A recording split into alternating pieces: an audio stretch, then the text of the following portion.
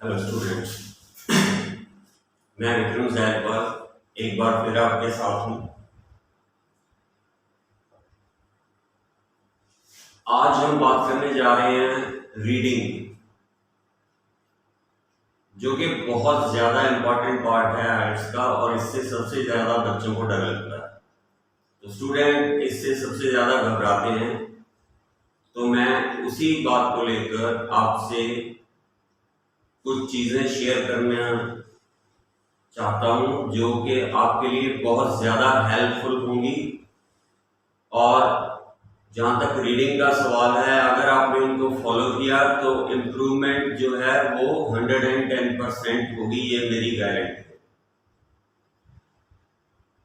तो सबसे पहले जो चीज़ हमें करनी है वो है कि आप सबके पास मोबाइल फ़ोन होता है जब आप रीडिंग करते हैं। तो मोबाइल फ़ोन अगर आपके पास है तो आपने क्या करना है, स्टार्टिंग में स्टॉप वॉच को ऑन कर लेना है। स्टॉप वॉच ऑन करके आपने सबसे पहले पैराग्राफ की टाइमिंग चेक करनी है कि हमारे पास 60 मिनट हैं और 3 पैराग्राफ हैं। 3 पैराग्राफ में से हमें 20 मिनट में एक पैराग्राफ कंप्लीट करना है। क्या वो हम कर पा रहे हैं?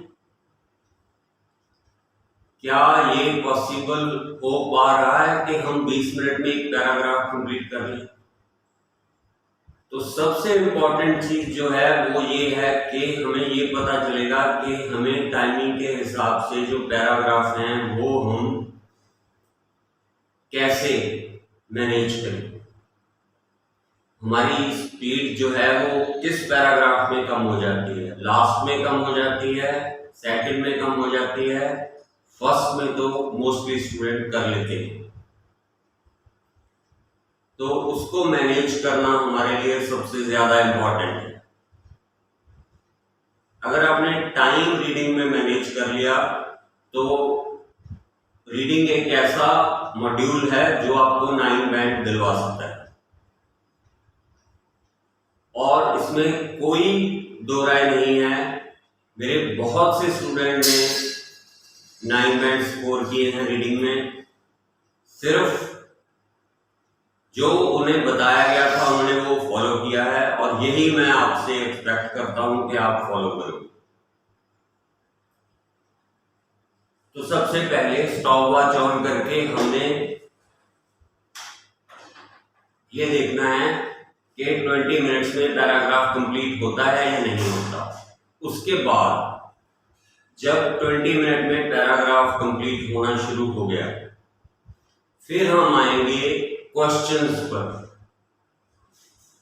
कि जो फर्स्ट पार्ट के क्वेश्चन हैं 1 to 6 और 1 to 5, 1 to 7 जितने भी हैं, तो फर्स्ट पार्ट के क्वेश्चन है जो वो कितना टाइम लेते हैं, एमसीक्यू कितना टाइम लेते हैं, हेडिंग्स कितना टाइम लेते हैं, फिल इन द ब्लैंक्स कितना टाइम लेते हैं, ट्रू फॉल्स नॉट गिवन कितना टाइम लेते हैं, यस नो नॉट गिवन कितना टाइम लेते हैं।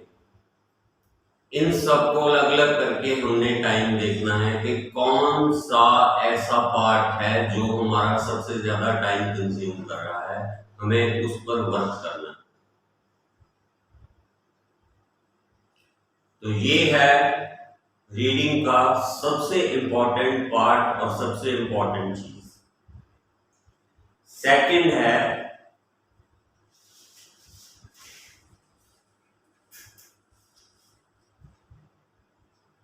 अगर आप पीछे रह रहे हैं, फॉर एग्जाम्पल आप 20 मिनट में कंप्लीट नहीं कर पा रहे हैं, तो आपने क्या करना है, आपने स्पीड अप करना है।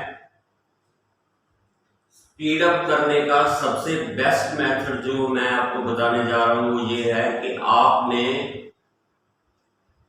स्टॉप वॉच, मान लो आपके पास 1 to 6 क्वेश्चन है,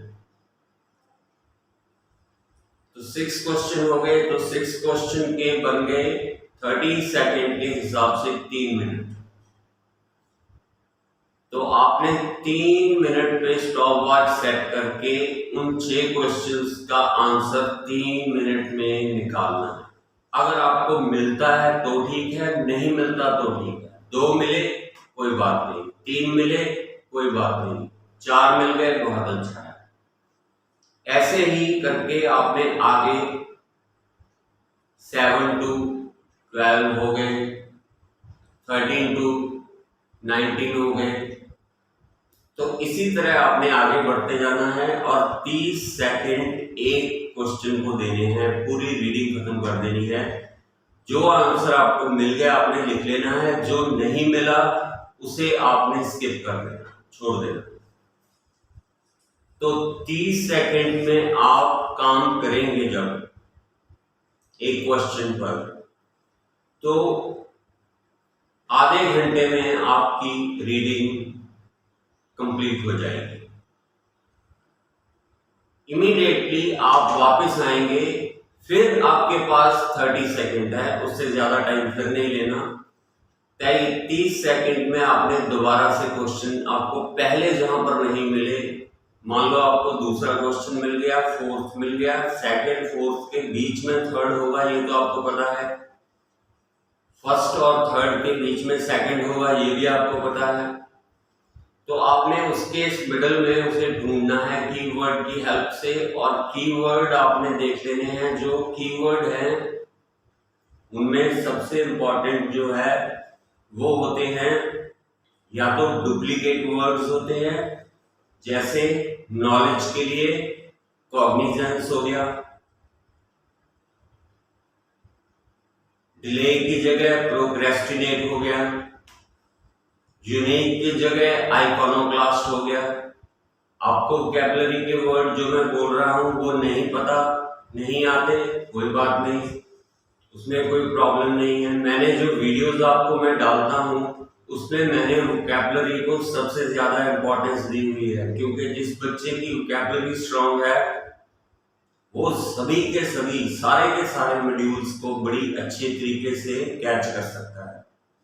तो मैं आपको ये प्रॉमिस करके मैंने स्टार्ट किया था कि मैं आपकी वोकैबुलरी बहुत अच्छे लेवल पर ले जाऊंगा, सिर्फ आप मुझे फॉलो कीजिए, बस और कुछ नहीं चाहिए। तो आपको जैसे डिले का मतलब प्रोक्रेस्टिनेट हो गया, यूनिक का मतलब आइकोनोक्लास्ट हो गया, और नॉलेज का मतलब कॉग्निजेंस हो गया। तो ऐसे वो डुप्लीकेट वर्ड यूज करेगा, आपने वो ढूंढने हैं, या उसने डेट्स दी होंगी 1960, 1920, ऐसे जो डेट्स दी हुई हैं आपने वो डेट्स देख लेनी है। डेट्स को अंडरलाइन करके आपको क्वेश्चन मिल जाएगा, या पर्टिकुलर प्लेस होगा, टाइम होगा, प्लेस होगा, या मैनर होगा, काम करने का कोई तरीका होगा। जैसे रिसर्च हो गया तो आप रिसर्च को ढूंढेंगे, ये मैनर हो गया। टाइम जैसे मैंने बताया 1960 या 1920, वो ईयर हो गया, आप उसे ढूंढ लेंगे। प्लेस जैसे पेरिस हो गया, मैनचेस्टर हो गया, सिडनी हो गया, मेलबर्न हो गया, दिल्ली हो गया, जो भी दिया हुआ है तो आप उस जगह को ढूंढेंगे। तो उससे क्या है कि आप कीवर्ड की हेल्प से 30 सेकंड में आपने दोबारा उस रीडिंग को सारी की सारी कंप्लीट करनी है, और देखने हैं आपको कितने दोबारा मिलते हैं। फॉर एग्जाम्पल फर्स्ट अटेम्प्ट में आपको 20 क्वेश्चन के आंसर मिले, तो 20 के बारे में आप श्योर हो गए कि 20 तो मिल गए। नेक्स्ट अटेम्प्ट में आपको 10 और मिल गए, ठीक, तो आपके पास हो गए 30। तो आप रिक्वायरमेंट जो है बैंड्स की उसके तो नजदीक आप पहुंच गए।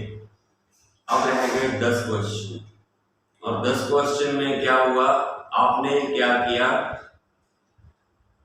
0.25 सेकेंड सेव कर लिए एक क्वेश्चन के पीछे। 30 सेकेंड में आपने एक क्वेश्चन को आपने दिए हैं 30 सेकेंड, जबकि एक क्वेश्चन को आपको 0.75 सेकेंड आपने सेव कर दिया। 0.75 सेकेंड्स आपने क्वेश्चन के पीछे सेव कर लिए, तो आपके पास टाइम बच गया। अब उस बचे हुए टाइम में आप थर्ड टाइम जो है वो लास्ट क्वेश्चंस को ढूंढेंगे, और जो आपको नहीं मिलता उसका आपने क्या करना है वो मैं आपको बताता हूँ। तो इससे क्या होगा, आपकी जो रीडिंग का पैटर्न है वो सबसे ज्यादा इफेक्टिव हो जाएगी। मेरी एक बात बेटा बहुत ध्यान से समझ लो आप लोग, कि लिसनिंग और रीडिंग दोनों सेल्फ मॉड्यूल्स हैं। इनमें काम करती है प्रैक्टिस, प्रैक्टिस के साथ गाइडेंस।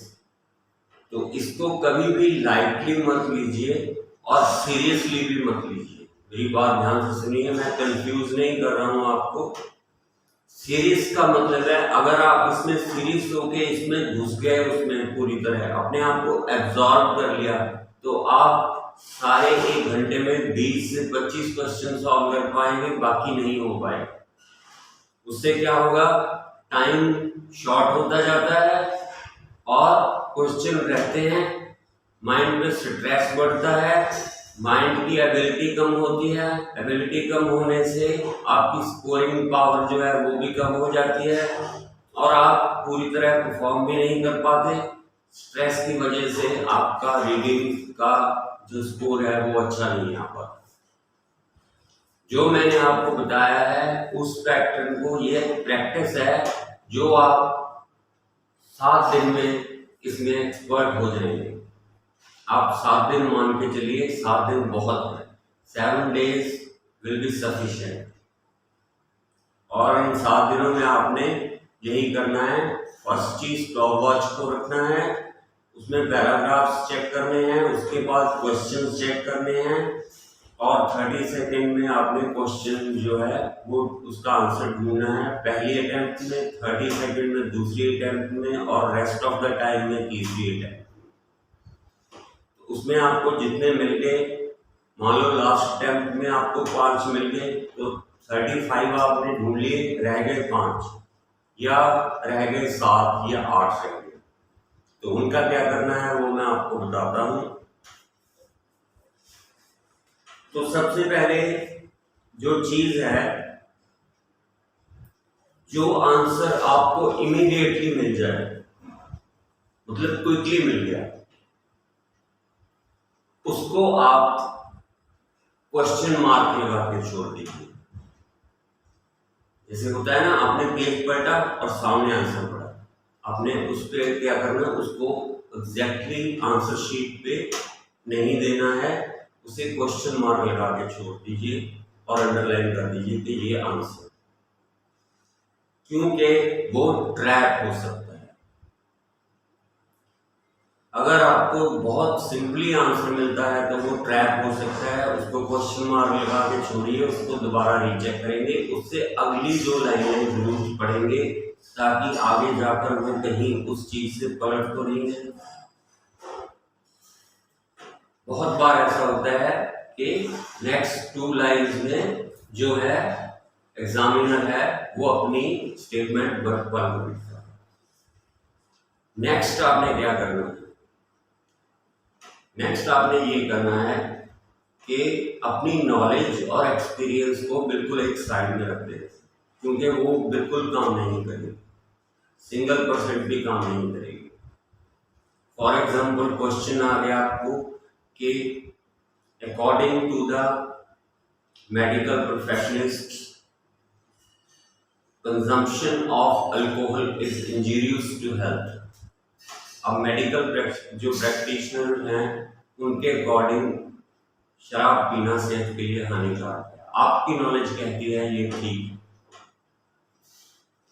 लेकिन हमने उसके अकॉर्डिंग नहीं जाना, हमारा उससे कोई कंसर्न नहीं। हमने पैराग्राफ देखना है, पैराग्राफ में अगर उन्होंने लिखा होगा कहीं पर कि most of the doctors think, तो स्टेटमेंट क्या होगी, फॉल्स होगी। वहां पर उसने लिखा है कि जो मेडिकल प्रैक्टिशनर हैं वो बोलते हैं कि अल्कोहल सेहत के लिए हानिकारक है। और पैराग्राफ में हमें क्या मिलता है कि मोस्ट ऑफ द मेडिकल जो प्रैक्टिशनर्स हैं वो ये कहते हैं, तो वहां पर मोस्ट ऑफ द आ गया और वहां पर नहीं आया है, तो इसका मतलब स्टेटमेंट फॉल्स हो गई।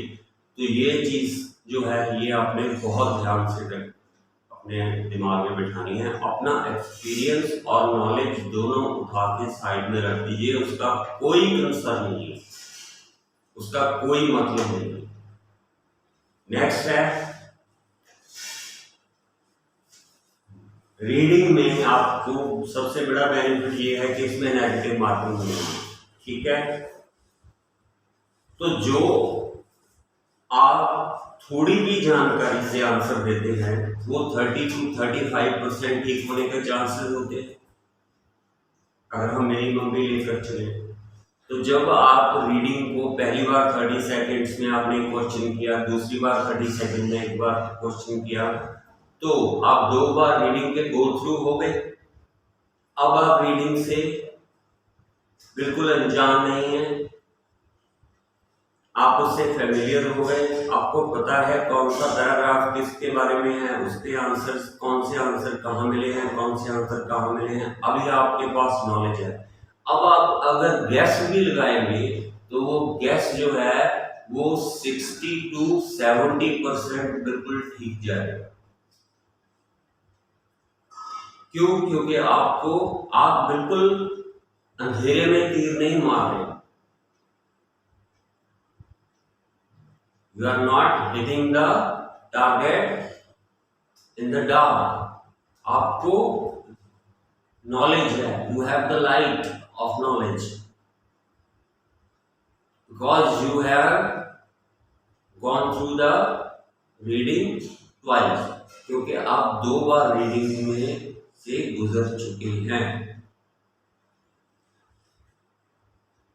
सेकंड जो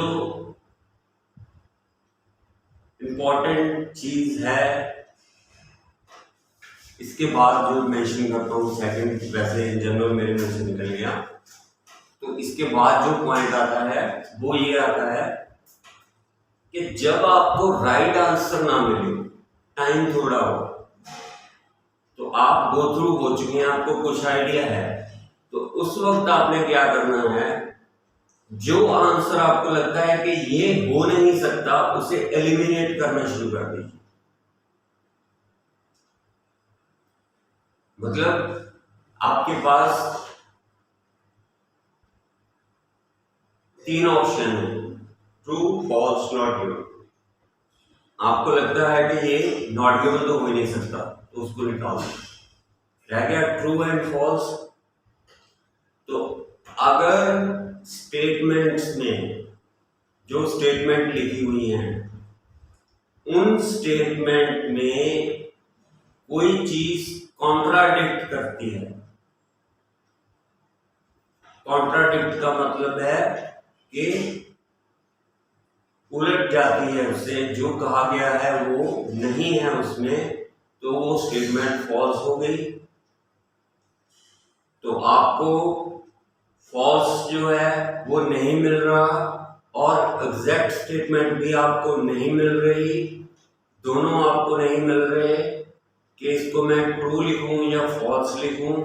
तो नॉट गिवन आपको लगता था कि ये बिल्कुल है नहीं, तो कोई बात नहीं, आपका माइंड, ये साइंटिफिक रिसर्च से प्रूव हुआ है कि आपका माइंड आपको डॉज करता है। माइंड आपको हमेशा डॉज करता है जब आप पुरानी इंफॉर्मेशन को दोबारा रिकलेक्ट करने की कोशिश करते हैं, तो उसका आंसर नॉट गिवन में दीजिए। अगर आपको सही स्टेटमेंट भी नहीं मिल रही और उससे कॉन्ट्राडिक्टिव स्टेटमेंट भी नहीं मिल रही और कॉन्ट्राडिक्शन ना हो मिलने के कारण आप उसको नॉट गिवन करार दे दीजिए। और एक चीज मैं आपको और बता दूं कि 90% जो आप रोज रीडिंग करते होंगे, तो रीडिंग में एक चीज आप चेक करके देखिएगा कि जो आंसर आपका ट्रू गलत है वो मोस्टली नॉट गिवन होगा। और जो नॉट गिवन गलत है वो ट्रू होगा। बहुत कम चांसेस होते हैं कि आपका आंसर ट्रू लिखा हो और वो गलत हो और फॉल्स सही आंसर हो, या फॉल्स लिखा हो और ट्रू सही आंसर हो। ऐसा बहुत कम होता है। 90% चांसेस होते हैं कि या तो वो ट्रू है, आपने नॉट गिवन लिख दिया, या नॉट गिवन है, आपने ट्रू लिख दिया। ये दोनों में बहुत नजदीक की होती है और बहुत ज्यादा चांसेस होते हैं कि इनमें आप कंफ्यूज हो जाओ। तो अगर आपको डाउट लगता है तो आप ट्रू और नॉट गिवन में से एक को चूज कर सकते हैं। नॉट गिवन को चूज करना आसान होता है क्योंकि उसे मेंशन ही नहीं किया गया होता पैराग्राफ। तो इसलिए ऐसे ही अगर एमसीक्यू जब दिए हों, एमसीक्यू में अगर दो स्टेटमेंट्स एक दूसरे के बिल्कुल उल्टा है, दी हुई हैं, बिल्कुल उल्टी हैं। जैसे एक स्टेटमेंट में कहा गया है कि David moved to Italy. Second statement में लिखा गया है David did not move to Italy. First है David moved to Italy, second है David did not move to Italy. दोनों एक दूसरे के बिल्कुल उल्ट है, इसका मतलब आंसर दोनों में से एक होगा। यह चीज अच्छी तरह माइंड में बिठा लीजिए। अगर कोई भी दो स्टेटमेंट्स एमसीक्यूज में आपको बिल्कुल ऑपोजिट मिलते हैं एक दूसरे के, तो आंसर दोनों में से एक होगा। बाकी सारी जो है वो वैसे ही उसमें ऐड की गई होगी, इलॉजिकली ऐड की गई होगी, लॉजिक नहीं होगा। यही एक स्टेटमेंट होगी जिसमें लॉजिक होगा, जब जो एक दूसरे के बिल्कुल उल्ट है।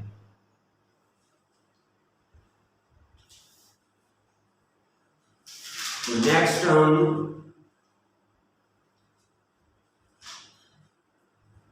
एक मैं आपको ट्रिक बता रहा हूं। अगर आपको एमसीक्यू में बिल्कुल भी आइडिया ना हो कि आंसर क्या है, आपको बिल्कुल भी आइडिया ना हो कि आंसर क्या है, तो आपने सी चूज कर लेना।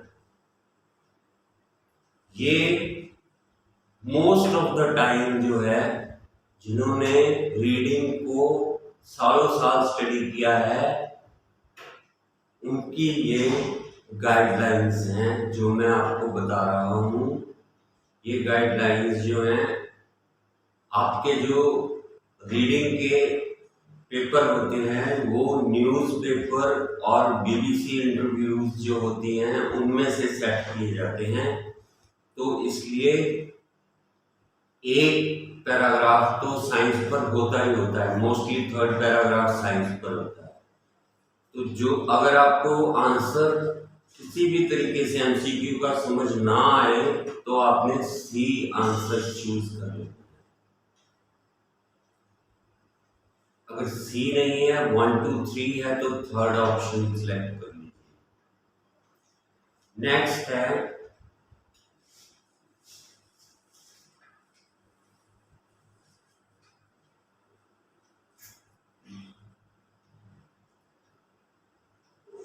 अगर आपको दो आंसर चॉइस मिलती हैं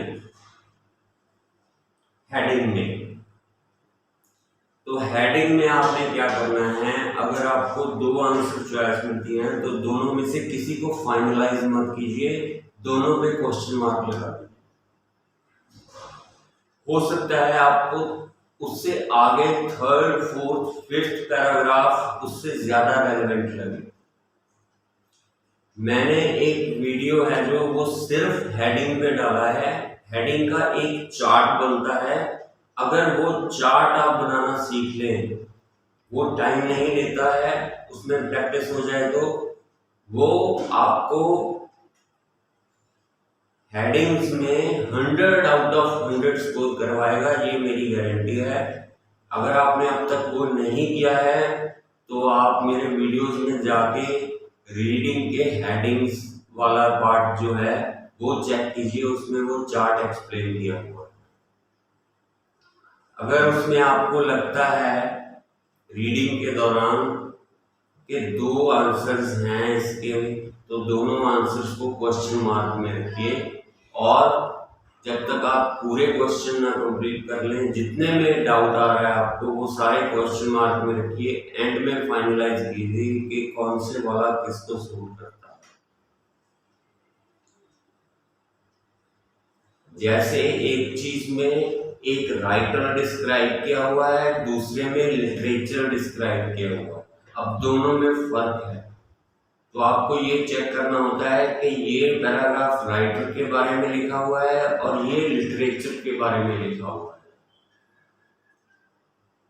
तो स्टूडेंट्स जो हैं वो मोस्टली इसमें मिस्टेक कर देते हैं, या फॉर एग्जांपल कई बार आपको दे देते हैं कि हेडिंग मिल जाता है आपको the president of Israel, second आपको मिल जाता है द इलेक्शन प्रोसेस। तो उसमें अगर ऊपर लिखा हुआ है कि ABC became the president of Israel, Liberal Party got 25% votes and Democratic got 35% votes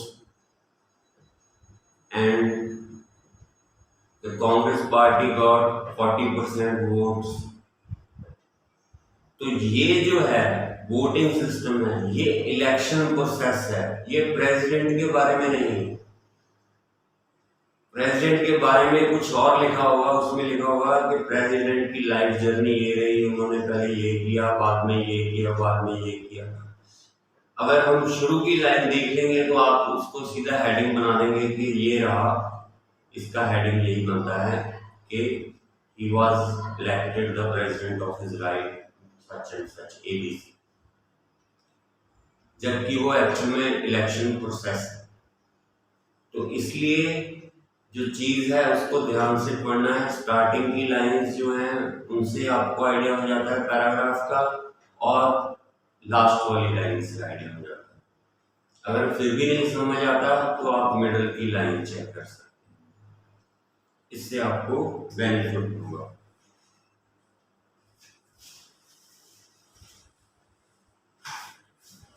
इसमें जो है आपने क्या करना है, तीन चीजें फॉलो करनी है। फर्स्ट जो है वो है टाइम, जैसे मैंने आपको बताया आप टाइम को मैनेज करेंगे।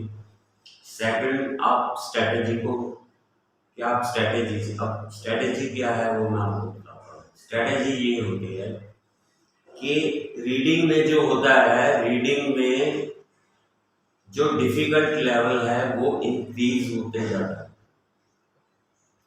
फर्स्ट पैराग्राफ डिफिकल्ट है 10%, सेकंड पैराग्राफ 25%, थर्ड पैराग्राफ 55%, ऐसे डिफिकल्टी लेवल बढ़ता है।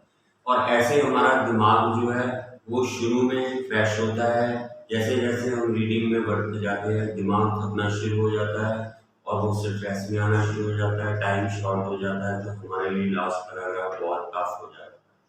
तो आपने स्ट्रेटेजी क्या करनी है, आप ये कीजिए, आप पहले चेक कीजिए 1 2 3, यानी पहले पहला पैराग्राफ, फिर दूसरा, फिर तीसरा, फिर देखिए स्कोर क्या आता है। सेकंड स्ट्रेटेजी यूज कीजिए 3 2 1,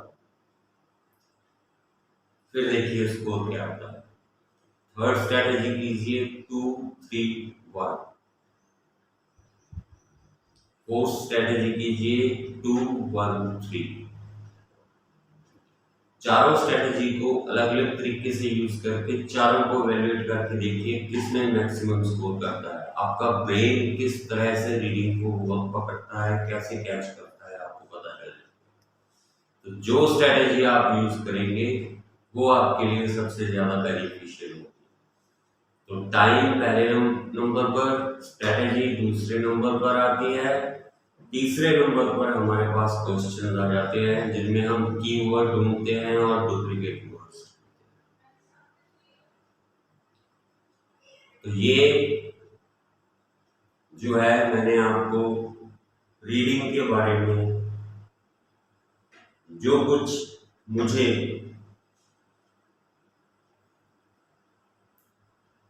लगता है वो मैंने आपको बताया। एक चीज मैं आपको और बता दूं, अगर आपको एमसीक्यूज में आपको ये चीज लगे कि फॉर एग्जांपल आपको एमसीक्यूज में दिया हुआ है कि David and Michelle both are rich, David and Michelle both are rich. Second option है David is more rich than Michelle. Third है Michelle is more rich than David. Fourth है David and Michelle both are famous in society. अब ये चीज देखिए, पहली तीन जो हैं स्टेटमेंट्स वो रिचनेस पर डिपेंड करती हैं और लास्ट वाली फेमस वाली, तो फेमस वाली को तो बिल्कुल छोड़ दीजिए एमसीक्यू में। फेमस वाली तो रेलेवेंट ही नहीं बैठती तीनों में, क्योंकि तीनों में पैसे की बात हो रही है। पहले में हमें कहा गया है कि डेविड और मिशेल दोनों अमीर हैं, दूसरे में कहा है मिशेल डेविड से ज्यादा अमीर है, तीसरे में कहा है कि डेविड मिशेल से ज्यादा अमीर है। तो मैंने आपको बताया कि जब कॉन्ट्राडिक्ट हो, दो चीजें आपस में टकरा रहे हैं, वो कौन सी है? मिडल वाली, सेकंड और थर्ड। एक में डेविड मिशेल से ज्यादा रिच है और दूसरा मिशेल डेविड से ज्यादा रिच है, दोनों में से एक आंसर है।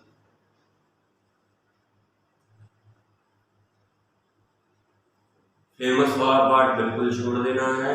जो कॉन्ट्राडिक्ट कर रही है, दो एक दूसरे के ओल्ड स्टेटमेंट है, उनमें से एक आंसर होगा, वो आंसर आपको चाहिए। तो ये रीडिंग के टिप्स हैं जो मैंने आज आपके साथ शेयर किए हैं। थोड़ा लेंथी प्रोसेस है, इससे आगे भी करता रहूँगा और मुझे उम्मीद है ये आपके लिए बेनिफिशियल होंगे।